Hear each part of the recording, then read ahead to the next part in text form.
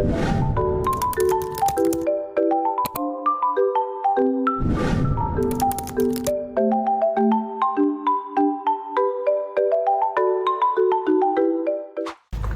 semuanya, di video kali ini saya akan membahas sedikit materi tentang proses dan model komunikasi antar personal. Langsung aja kita ke pembahasannya. Materi pembahasan kali ini adalah yang pertama, mengapa komunikasi berproses, yang kedua, tinjauan terhadap beberapa model dasar, yang ketiga ada unsur-unsur komunikasi antar personal. Langsung saja kita ke pembahasan yang pertama, yakni mengapa komunikasi berproses. Kebutuhan untuk berkomunikasi, apalagi komunikasi antar personal, merupakan pusat aktivitas manusia untuk menjadi manusia sepenuhnya. Manusia membangun komunikasi ketika masih bayi hingga beranjak dewasa. Dalam perkembangan komunikasi saat ini telah berhadapan dengan teknologi, sehingga terjadi perubahan cara manusia mengirimkan dan bertukar pesan. Kita semua dapat mengkomunikasikan pesan dalam hitungan detik ke seluruh sudut dunia. Hal ini menunjukkan bahwa komunikasi manusia itu mengalami perubahan pola, cara, metode, teknik yang memungkinkan terjadinya peningkatan efektivitas komunikasi. Inilah komunikasi yang berproses. Bagian A, komunikasi sebagai proses. Komunikasi sebagai proses adalah suatu rangkaian kegiatan atau tahapan berkelanjutan sehingga komunikasi itu bersifat dinamis. Menurut De Vito, komunikasi disebut sebagai proses untuk menekankan bahwa komunikasi itu selalu mengalami perubahan dan gerakan. Proses komunikasi dimulai ketika pihak sumber atau pengirim merumuskan ide, enkode sebagai pesan, dan mengirimkannya melalui saluran ke pihak lain yang disebut penerima. Penerima akan memecahkan kode pesan untuk memahaminya.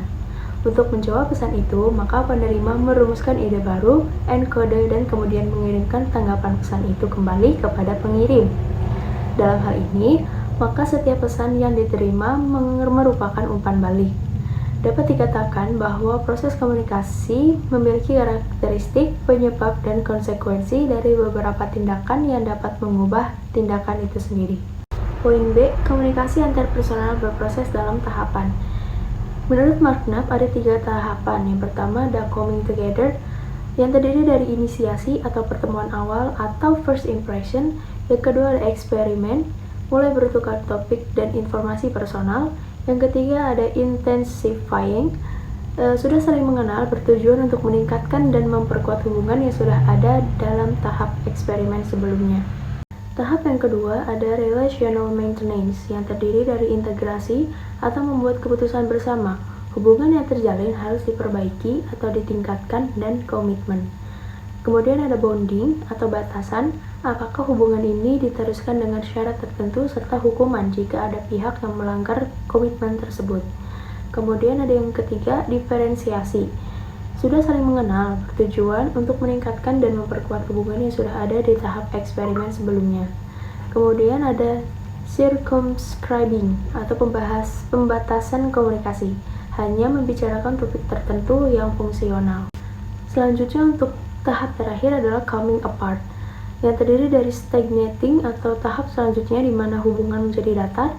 Ada avoiding atau menimbulkan rasa tidak nyaman antar pihak, saling menghindar dan saling mengungkapkan apa yang tidak disukai.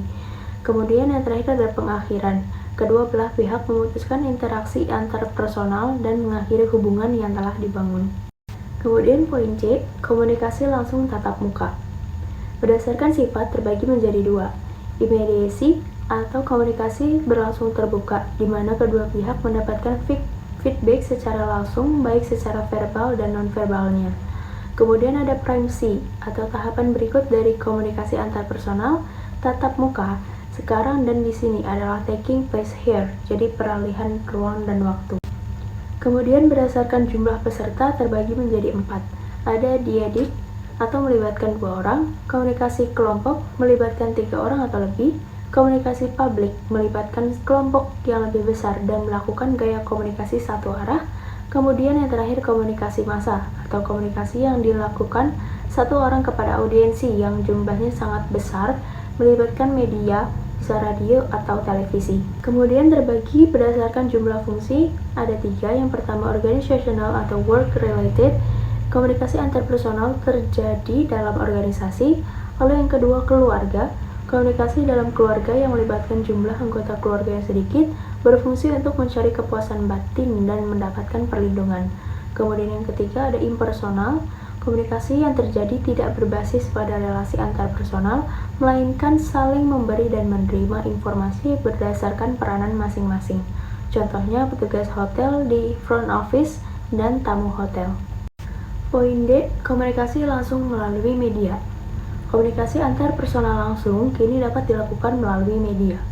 Komunikasi bermedia ini menguntungkan karena walaupun dua pihak yang berada pada lokasi yang berbeda, mereka masih bisa untuk melakukan komunikasi melalui teknologi, misalnya email.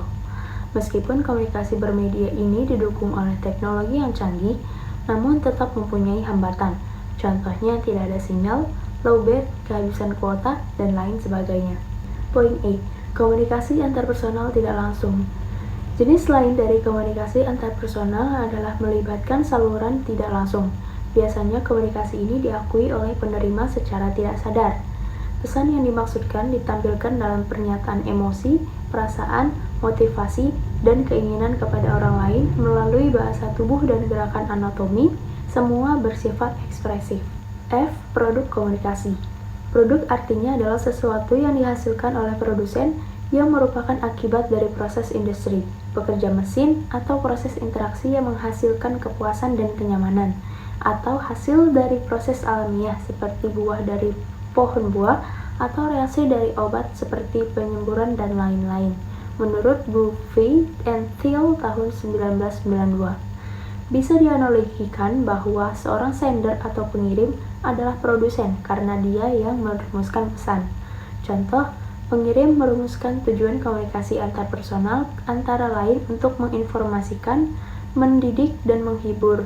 Maka hasil yang diharapkan adalah penerima mengetahui informasi yang dikirimkan, menambah pengetahuan, mengubah sikap dan tindakan sesuai rencana pengirim.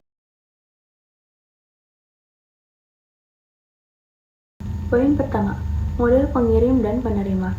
Setiap peristiwa komunikasi selalu berkonsekuensi pada perspektif pengirim dan penerima. Dalam hal ini, model komunikasi cukup mengandung dua unsur saja, yaitu pengirim dan penerima. Mengapa?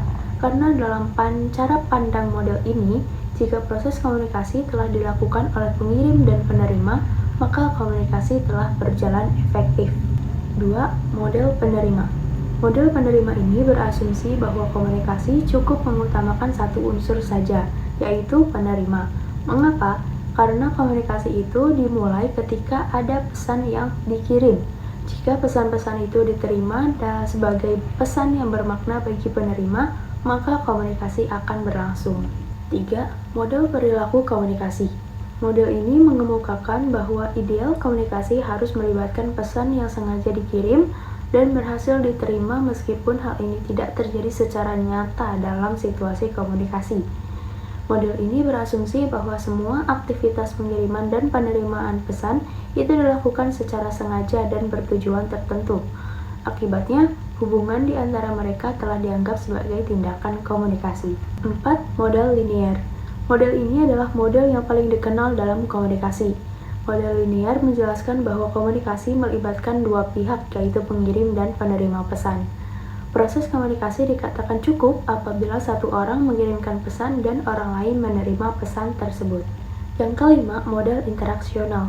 Model interaksional berasumsi bahwa pengirim mengkodekan pesan melalui encoding. Demikian juga penerima mengkodekan pesan melalui decoding dan mengembalikan pesan tersebut sebagai umpan balik atau feedback. Yang keenam, model transaksional. Model transaksional ini menunjukkan bahwa baik penerima dan pengirim pesan mengalami perubahan seiring dengan perubahan waktu. Penerima juga merupakan pengirim pesan, sedangkan pengirim juga dianggap sebagai penerima pesan. 7. Model kekuasaan. Model komunikasi ini menekankan bahwa komunikasi ditunjukkan oleh hubungan kekuasaan. Model komunikasi ini terjadi dalam organisasi di mana setiap organisasi tersusun oleh beberapa peran. Ada yang dominan, ada yang non-dominan. Misalnya, komunikasi antara atasan dengan bawahan. 8. Model budaya. Model kultural menempatkan budaya di tengah-tengah sebuah proses komunikasi. Komunikasi terjadi karena budaya. Artinya, kita para partisipan tidak mempunyai pemahaman yang memadai tentang budaya, maka mereka tidak akan memahami proses komunikasi. Unsur komunikasi antarpersonal terdiri dari sumber atau pengirim, yakni tempat asal komunikasi atau orang yang menjadi sumber atau pencipta pesan. Yang kedua ada encoding, proses penyajian pesan yang hendak dikomunikasikan dari pengirim agar dapat diterima oleh penerima pesan. Kemudian yang ketiga adalah pesan, ide, pikiran, atau perasaan yang ingin disampaikan oleh sumber kepada penerima. Keempat ada saluran atau media, yakni sarana di mana pesan bergerak dari sumber kepada penerima, contohnya gelombang suara, TV, radio, dan lain sebagainya. Kemudian ada decoding atau proses penafsiran pesan oleh penerima atau decoder agar pesan tersebut bermakna sebagaimana yang dimaksudkan oleh pengirim. Selanjutnya ada penerima atau orang yang menerima pesan dalam bentuk frasa-kata dan kalimat yang menerjemahkannya dalam makna tertentu. Yang ketujuh ada gangguan atau noise, adalah gangguan atau hambatan bagi kelancaran proses pengiriman pesan dan penerimaan pesan.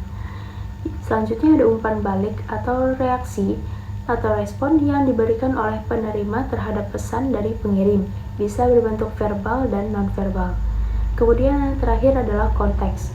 Konteks menerangkan situasi dan kondisi, melibatkan jumlah peserta komunikasi, situasi sosial, dan situasi fisik.